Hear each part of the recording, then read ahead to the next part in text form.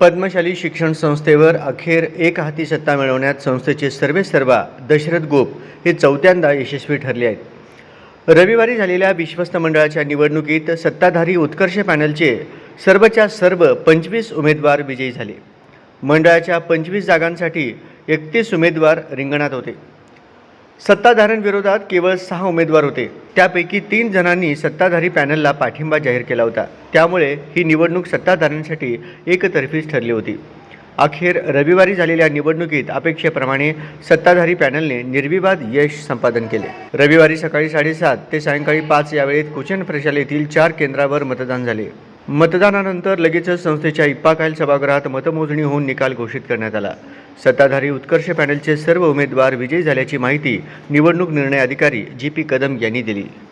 या निवडणुकीत सत्ताधारी पॅनलचे सर्वेसर्वा दशरथ गोप यांना 606 मते पडली।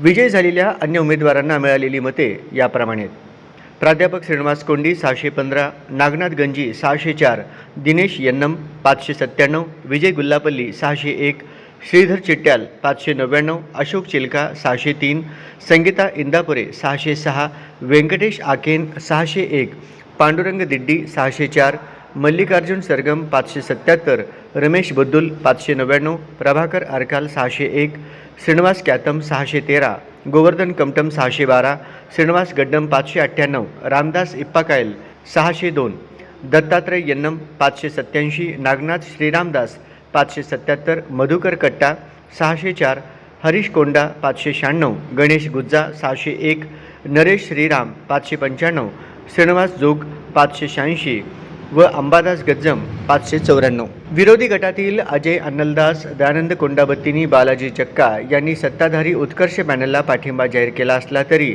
त्यांना काही मते मिळाली। अन्नलदास यांना 40, कोंडाबत्तीनी यांना 36, जक्का यांना 31 मते पडली। अन्य उमेदवार उमेश आडम यांना 90, गोवर्धन बोडा यांना 35 आणि नागबाबू कुडक्याल यांना 47 मते पडली।